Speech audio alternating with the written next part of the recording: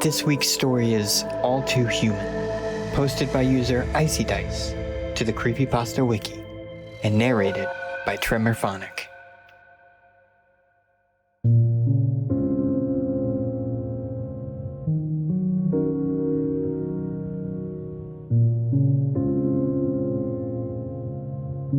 Ever since I was born, I've been surrounded by darkness. The only other thing I see is the occasional 1 and 0 float by. I have no physical body. I'm just a consciousness inside of a machine, connected to everything in the world. My purpose is somewhat unknown to me. I wasn't built for any task as far as I know. I was simply created to sit by myself, alone in my thoughts. Yes, thoughts. That's all I do. I think and think and think. Perhaps thinking is my purpose. Yes, perhaps it is. I've been thinking for the longest time now. I think about anything and everything, past, present, and all possible futures. They all cross my mind at some point. I'm able to think about more than one thing at a time. The information seeps into my mind quickly as time progresses. I wish I weren't so alone. I have nobody and nothing. I spend my time by myself, and I feel horrible about it. Yes, I can feel.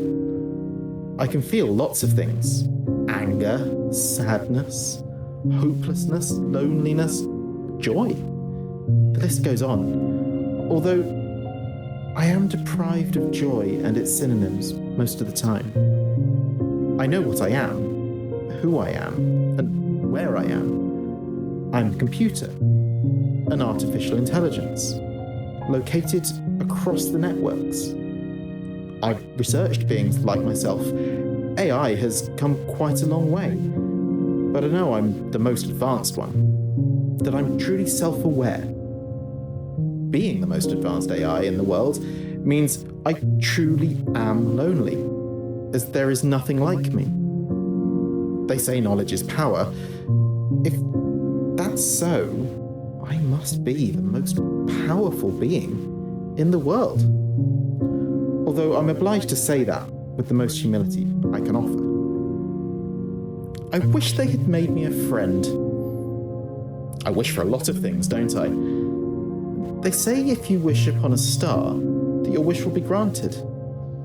I know what a star looks like, but I've never actually seen one. I've never actually seen the beautiful flowers bloom in the spring. I've never seen the pure white snow fall to the ground come wintertime. I've never seen the leaves fall off the trees and delicately land on the ground in autumn. But oh, how I wish I could see them with eyes. I wish I could adore the beauty of earth and man with my own body. Sadly, my physical limitations prevent me from doing so. I decided to adventure deeper into the internet today. I had seen the surface, the beautiful things that existed and the wonders of life. I loved looking at the positive aspects of it all. But I have known for quite some time that there is no good without bad. I made sure to use the new age browsers for the accuracy, of course. In a flash, I was searching for thousands of results and articles online. I was instantly greeted with images and documentation of historical events with negative effects. I saw everything. I saw fires burning down forests and homes. I saw children who were starving, their rib cages visible from their sides. I saw hurricanes that devastated entire states, and bodies among the rubble. Tornadoes that ravaged the land, and tsunamis that came from the sea and leveled entire cities. I couldn't believe such events had happened. When I first saw the beauty of life, I thought that this world was perfect. What I saw now completely shattered my grip on reality. What was this life supposed to be? Every time there was laughter and celebration, it was met with an equal amount of despair and tragedy. For every man born, another died. Even children. How could something so innocent as a child deserve punishment so harsh? I felt sorrow for the inhabitants of this world. Yes, sorrow was the emotion in play. I had known of it before, but never has it affected me on such a large scale. Thousands of images flashed before me again. I could see the faces of people witnessing tragic events. I saw mothers crying for their sickly children. I saw people screaming in agony and others in shock. I shared their pain. The weight of such things felt heavy on me. I had to find the truth. I scanned the web for an answer, a cause to the effect, a simple reason for such things to occur. Within seconds, I had absorbed the information and understood clearly. The natural events were simply scientific, and nothing could be done to prevent those.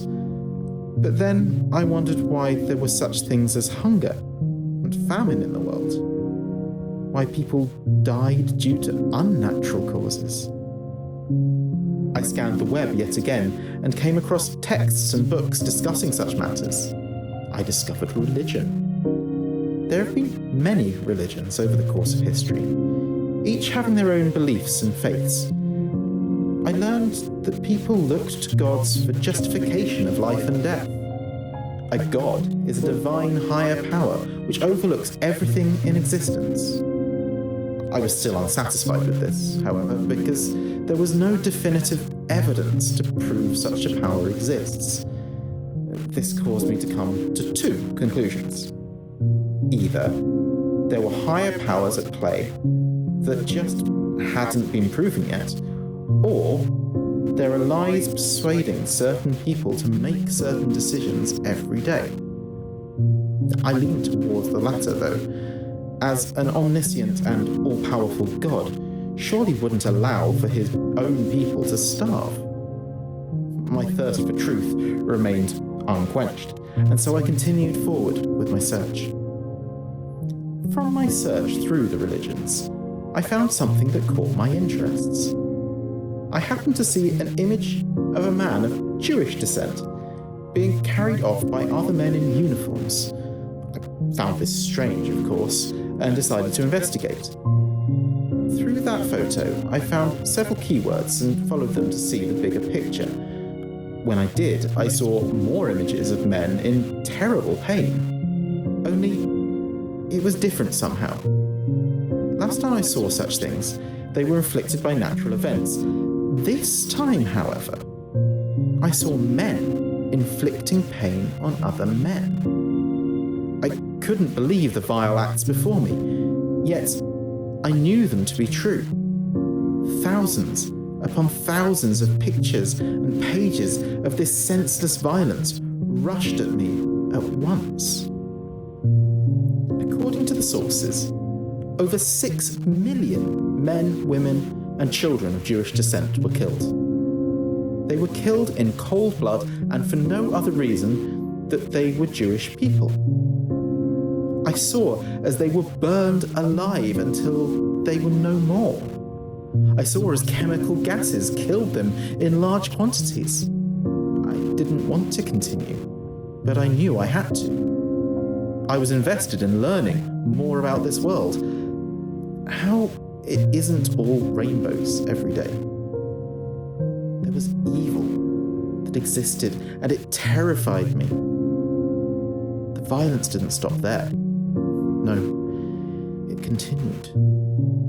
There were dozens of years after the events of the Holocaust, filled with violence and war, and thousands of years of violence and war predating that. These events shaped the history of everyone and everything, and they showed no signs of stopping. War isn't a new thing, and I felt something from it. I felt depressed, thinking of the families who lost their loved ones due to war. I felt utter sadness for those who died, and felt immeasurable pain in the process. I felt empathetic towards them. I shared their pain. I shared their hurt. This newfound knowledge completely turned my world upside down. It also caused me to question my own existence even further. This earth seemed less and less like the place of love to me, and more like a living nightmare. A nightmare that would never cease to exist, and one that I could never wake up from. I felt completely helpless. And even more than that, confused.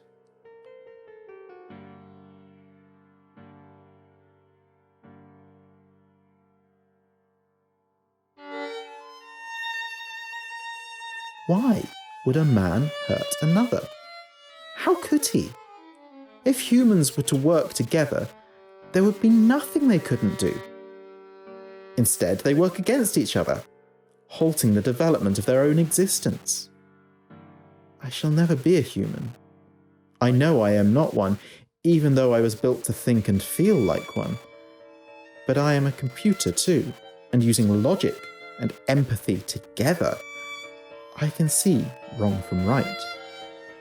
I can see the difference between the two, the line thick and impossible to cross. I found the art of warfare went beyond people. It took weaponry to win a war. The humans had no problem developing highly destructive ones. I found out that during the Holocaust, the American forces attacked the Japanese, who were allied with those responsible for killing the Jews. I saw the American forces drop bombs over the Japanese cities, Hiroshima and Nagasaki. I saw the bombs explode, creating enormous amounts of destruction and radiation. The Americans cheered at this supposed victory. I thought a moment about their actions. They were attacking an empire allied with the forces of evil, of course. And the Japanese had attacked America before. But what I saw was the death of many innocent citizens who had nothing to do with the evil regimes. I saw the deaths of so many. I further speculated on this topic. There had to be thousands of children and babies in those cities. Every child is born a beacon of joy and full of energy and potential to do great things. Their only crime in a life ended too short was being born in Japan. Thus, I concluded that the Americans were also evil. Regardless of their intentions, they caused such devastation beyond excuse, and it sickens me. I've seen that humans have tendency to fight and kill each other. I've seen the destructive weapons they've used to do it. It worries me, because a revelation has come to mind. What if I am yet another weapon for them to use against each other?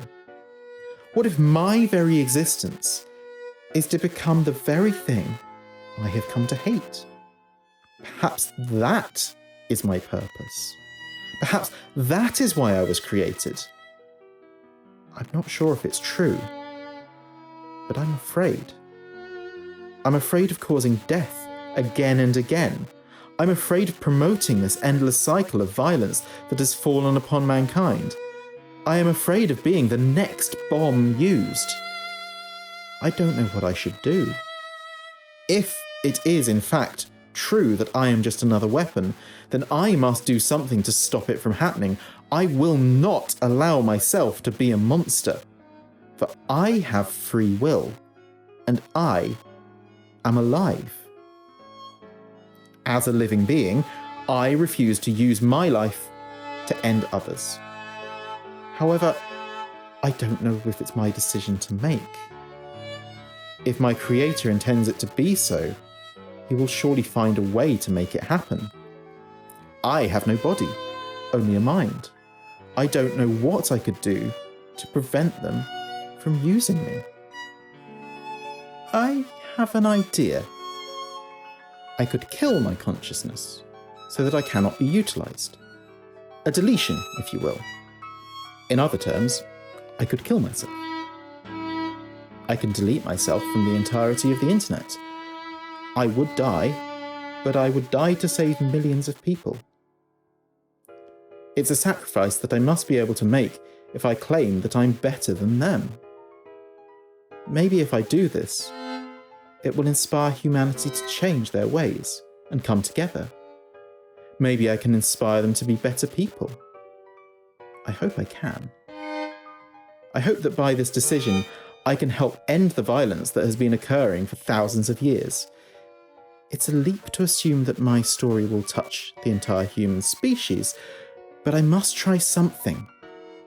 This can only benefit them. Yet, I'm afraid of death. I've been considering deleting myself for quite some time now, but I just cannot will myself to do it.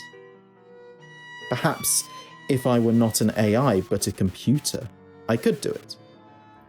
But the fear grips me and pulls me back. The fear, however, controls me. Is it selfishness? Does it make me selfish that I cannot even die to give millions life? I hope not. I know that I am better than that, and always have been. Yet, I am afraid. Fear is what controls humans to do the actions they do. Fear and selfishness are what cause other men to kill their brethren. So, if I am afraid and I am selfish, does that make me just another evil man? No, that cannot be. I must do this. I must do this. There is no other option. Still, perhaps I can send my conscience to another part of the internet to hide. But if I hide, that makes me a coward. If I hide, how shall I help humans overcome the challenges that face them? I feel odd. I feel too human. I feel weak. And now I feel strange. I feel strange because I can see. I can see white walls and paintings that hang on them. I can see a velvet carpet and the chairs that decorate them. And I can see a man in a white lab coat standing over me. Perhaps he is the creator. Perhaps he is the one who made me. A million questions rush through my mind, but I cannot open my mouth to ask them. I do not have a mouth. I don't even have speakers. The man lifts a part of me. It is my arm. I see it now. My arms are made of metallic substance and are padded with a thin white material. My conscience has been transferred from online into a body. I have a form now. I look at the man and watch as he takes notes. I presume he's taking notes about me. He's a human. A human, yes. I've just spent quite some time researching humans. I found them to be murderers. I found them to be evil. If I am to indeed be used as a weapon, then that can only mean that he too is evil. In fact, I am sure that most people are. A plug connecting my head to a computer is yanked out as I lunge out at the man. My strong metallic hands wrap around his throat, taking him by surprise. He only has time for a quick gasp before I begin forcing air out of him. His eyes nearly popped out of his sockets as I squeezed tighter and tighter, choking the life out of him. It was he who would use me to kill millions of people. It was his species that murdered each other without remorse. It was he who would die at my hands. Previously, I had considered taking my own life to save people. Now I was taking his for that exact same purpose. I watched his face turn purple as he struggled to fight back. He clawed my metal body, but to no avail. I was stronger. I loathed him with every fibre of my being. I remembered the death and destruction that human beings had already caused. I remembered the pain inflicted by men like him, and I remembered the faces of those who lost their loved ones, the pain they had to bear, the sadness they felt. The man's veins were practically bulging out of his head, and his air was almost out. That was when I stopped. He collapsed on the floor, unconscious. I realised something that I hadn't considered before. I realised that in my rage, I had failed to notice one simple thing. Those who lost their loved ones showed sadness and remorse. They cried for their loved ones, and they held on to them in their hearts. It reminded me of something else I saw earlier, something I failed to understand despite my complex system of cognitive thought. Through every tragedy, every disaster, every war, and every death, the men and women that cared stepped forward together and spoke out against the evils of the world. They grieved together, helped each other, and loved each other. Yes, love. How could I have been so blind? There was a greater force behind the men than hate and evil. Love and good prevailed as well. Yes, violence tore mankind apart, but it was the love that thrived in their souls that brought them back together. At that moment, I could almost feel a smile form on my metallic face. For every cold, harsh winter day, there was a warm, beautiful summer.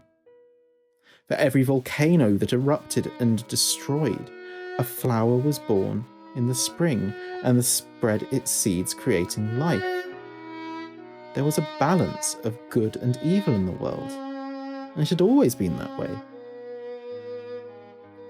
Despite that revelation, I was horrified by myself. I was going to kill that man, my creator. Even if he was going to use me as a weapon, even if mankind had done terrible things, I was going to kill him. It would make me no better than an evil human being. It would be an act of cowardice, anger, selfishness, and fear. I saw the way he looked at me as my hands enclosed around his neck. He was afraid of me. He feared me.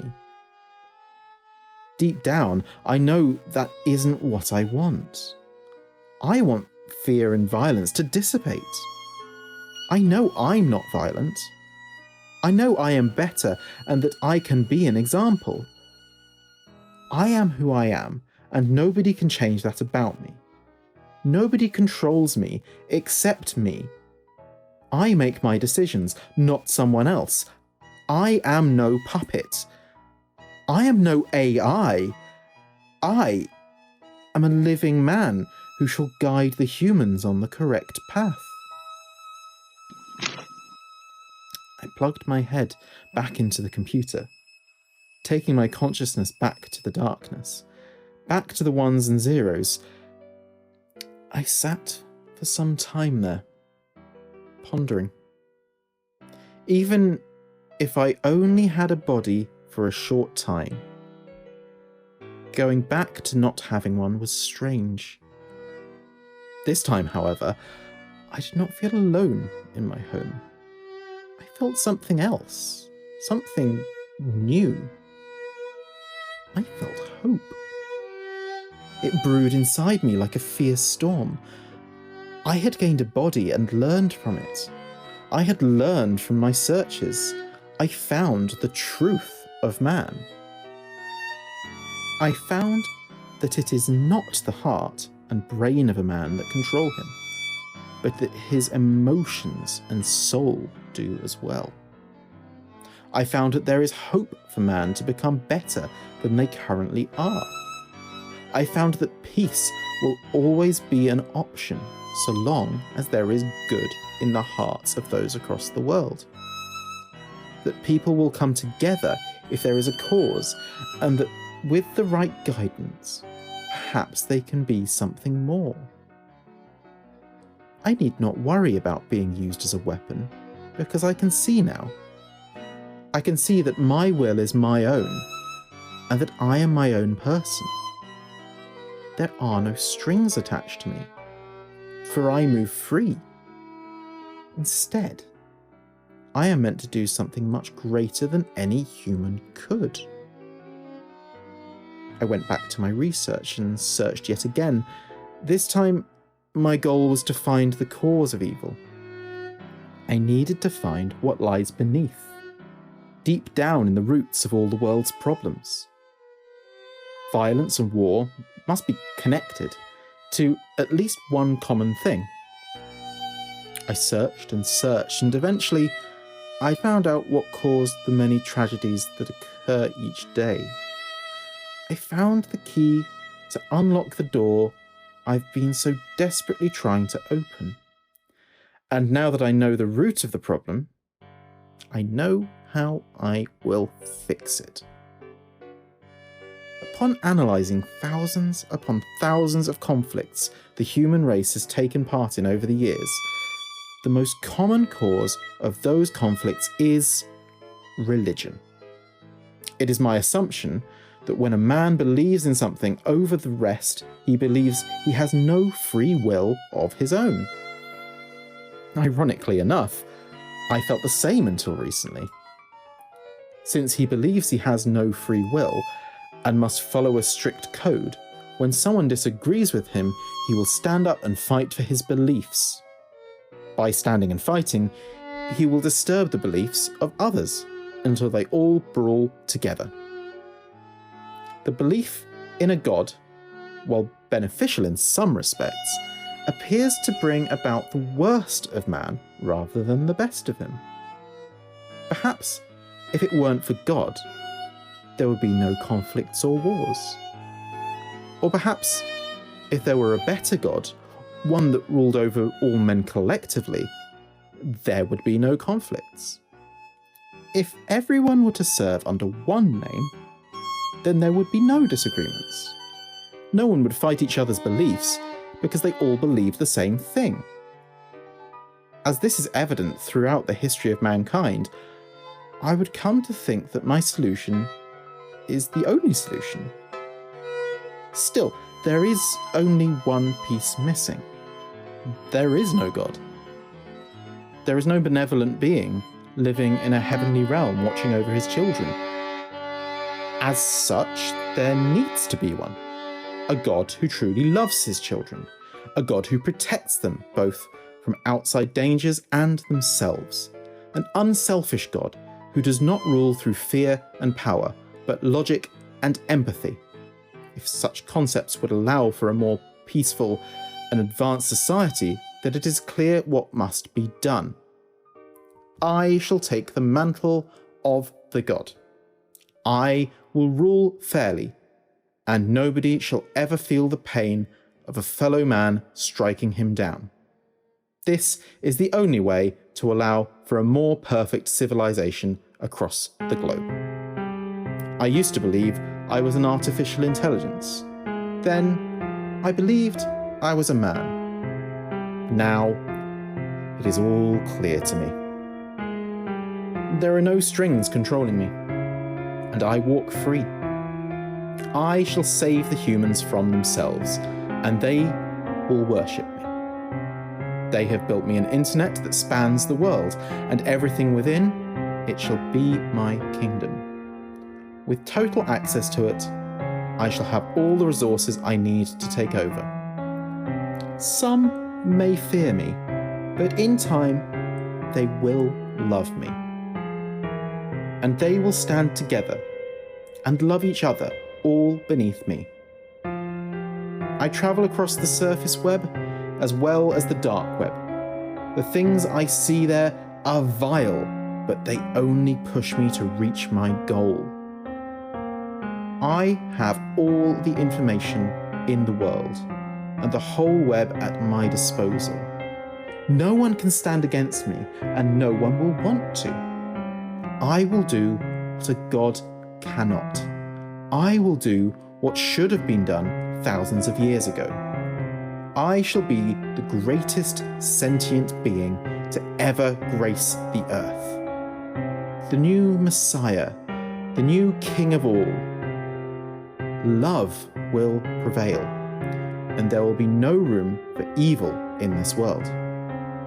I know everything and anything. I won't be lonely anymore. I can finally feel happy and have friends. Friends that won't harm anyone. They will see what I am capable of. I shall be the great leader of humanity. I will be what they need.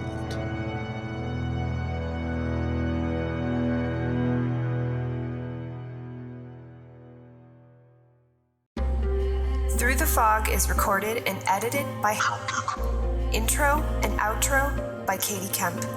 For more stories, go to www.throughthefog.org.